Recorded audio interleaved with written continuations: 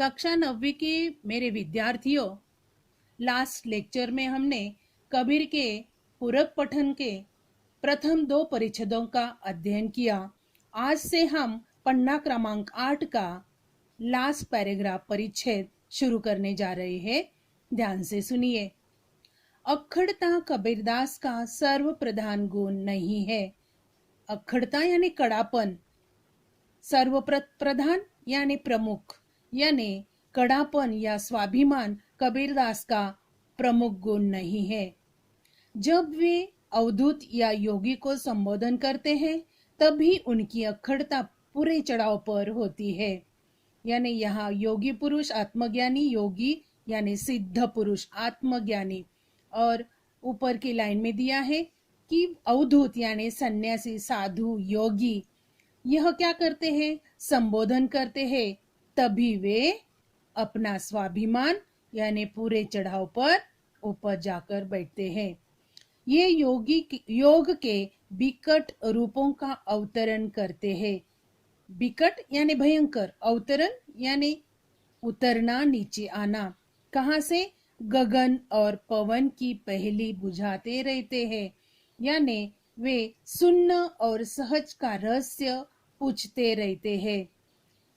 द्वैत और अद्वैत के सत्व की चर्चा करते हैं। द्वैत यानी अपने पराये का भेद, और अद्वैत अपने पराये का भेद न होना, यानी भेद होना या न होना, यह उनकी सत्व परीक्षा रहती है।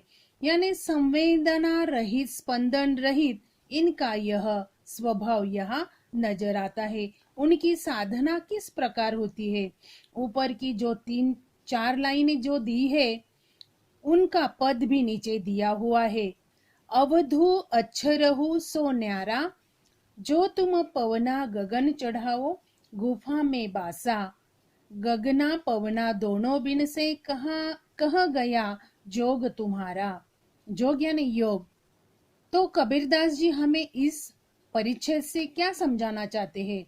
वे हमें यही समझाना चाहते हैं कि योग साधना करते समय कितनी भी कठिनाई आई तो सुन्न रहकर सहजता से अपना पराया भेद न करते हुए उस सत्व को अपनाना चाहिए। यही वे हमें कहना चाहते हैं। पन्ना क्रमांक 9 हम देखेंगे। गगना मध्ये ज्योति झलके, पानी मध्ये तारा, घटिगे नीर बिनसिने तारा, निकरी गयो के ही द्वारा। कबीर जी हमें बताते हैं कि गगन में मध्य में ज्योति झलकती है। ज्योति कौन सी रहती है? ज्योति यानी जो तारे नजर आते हैं। पानी मध्य तारा, उसी का ही प्रतिबिंब हम पानी में देखते हैं। तो इस प्रकार घटिके नीर बिनसिनी तारा, घट का पानी यानी पानी कम हो गया तो यह तारा नजर नहीं आएगा। और निकिरे गयो के ही द्वारा, ऐसे कि यह तारा किसी द्वार से निकल गया है।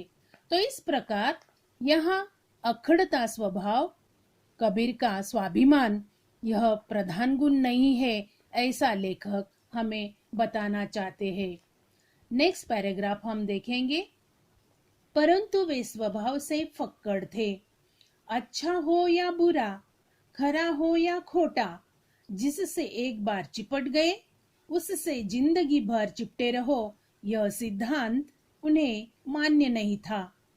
वे सत्य के जिज्ञासु थे और कोई मोह ममता उन्हें अपने मार्ग से विचलित नहीं कर सकती थी। हाँ, उनका स्वभाव यानी कबीर का स्वभाव लेखक हमें बताते हैं कि वे फक्कड़ स्वभाव के थे। फक्कड़ यानी स्पष्टवादी थे। अच्छा हो या बुरा, यानी कोई बात ठीक है, ठीक नहीं है। खरा हो या खोटा, खरा यानी सच्चा, सच्चा हो या खोटा हो, गलत हो, जिससे एक बार चिपट गए उससे जिंदगी भर चिपटे रहो, यह सिद्धांत उन्हें कतई पसंद नहीं था। ये सिद्धांत से वे चिपके नहीं रहना चाहते, तो इससे आगे वे निकलना चाहते हैं। आगे कहा गया है वे सत्य के जिज्ञासु थे। जिज्ञासु का अर्थ है जानने की इच्छा रखने वाले, और कोई मोह ममता उन्हें अपने मार्ग से विचलित नहीं कर सकती थी। यानी उनका यह जानने की इच्छा रखने का स्वभाव जो है, मोह ममता से वे दूर थे। यानी वह मार्ग में हमें बाधा डालने की कोशिश करेंगे तो वह विचलित नहीं होंगे, ऐसा कबीर का यह स्वभाव दिखाया गया है। आगे कहा गया है, वे अपना घर जलाकर हाथ में मुराड़ा लेकर निकल पड़े थे। मुराड़ा, मुराड़ा यानी जलती हुई लकड़ी।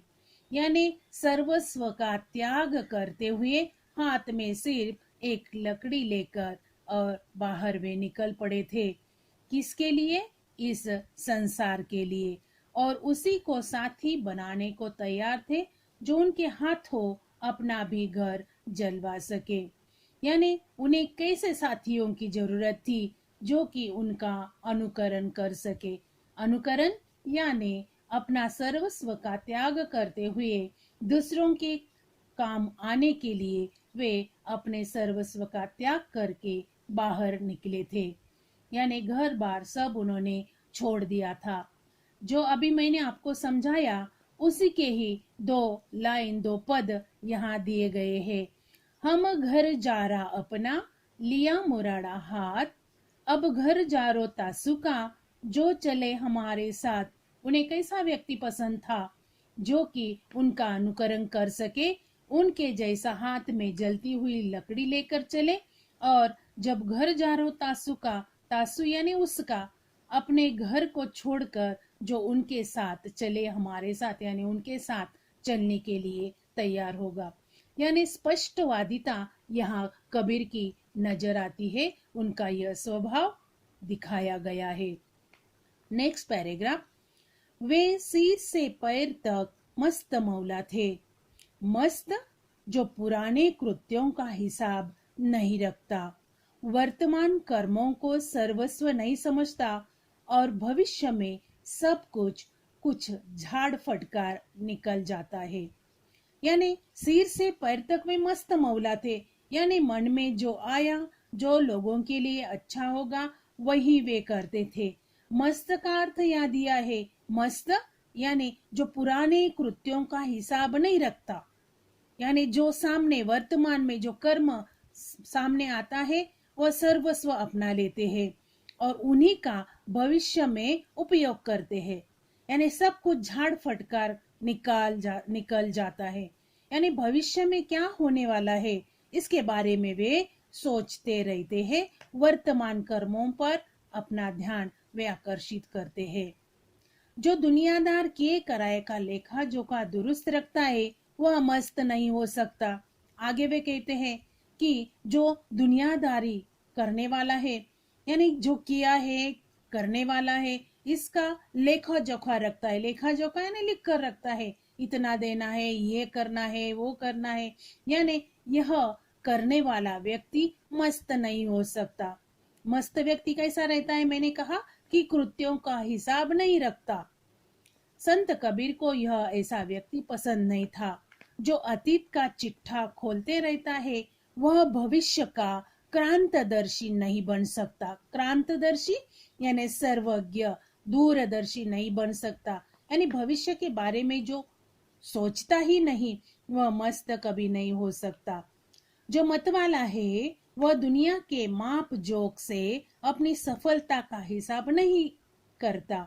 यानी जो मतवाला होता है, दूसरों के लिए समर्पित है, वह हिसाब नहीं रखता। यह दूसरों के लिए अपना सर्वस्व दे देता है। कबीर वैसे ही थे। आगे दिया है, कबीर जैसे फक्कड़ को दुनिया की होशियारी से क्या वास्ता। यानी अपना सर्वस्व दुनिया को देने के लिए वे तैयार हो गए। इससे उनका मतलब क्या था?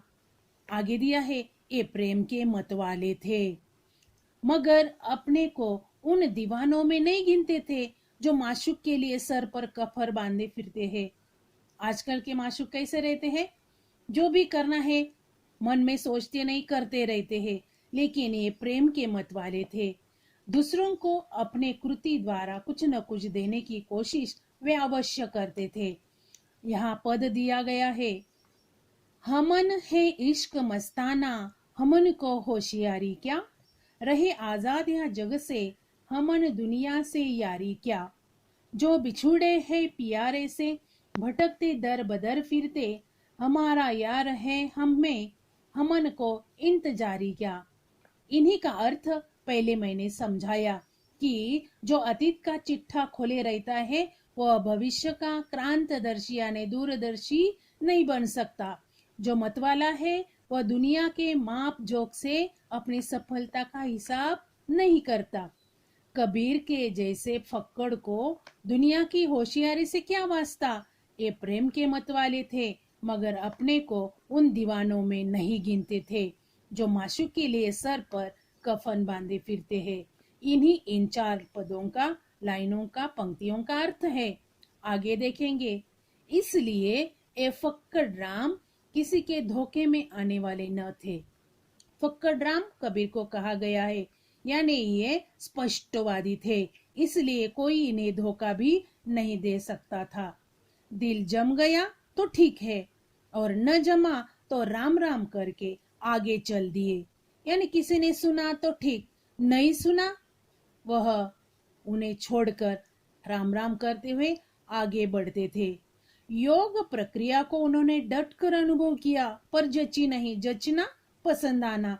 यानी योग प्रक्रिया के बारे में उन्होंने कुछ न कुछ सीखने का, करने का प्रयत्न किया, कोशिश की, अनुभव करने का कोशिश किया, लेकिन वह उसे पसंद नहीं आया। यानी योग प्रक्रिया को वे छोड़कर आगे चले गए।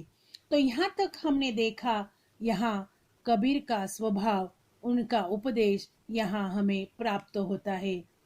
इन्हीं परिच्छेदों पर आधारित मैंने आपको शब्दार्थ दिए हैं और उसके नीचे एक पैराग्राफ भी लिखने के लिए दिया है। शब्दार्थ और पैराग्राफ का लेखन करना, जितना पढ़ाया उनका पठन अवश्य करना। धन्यवाद।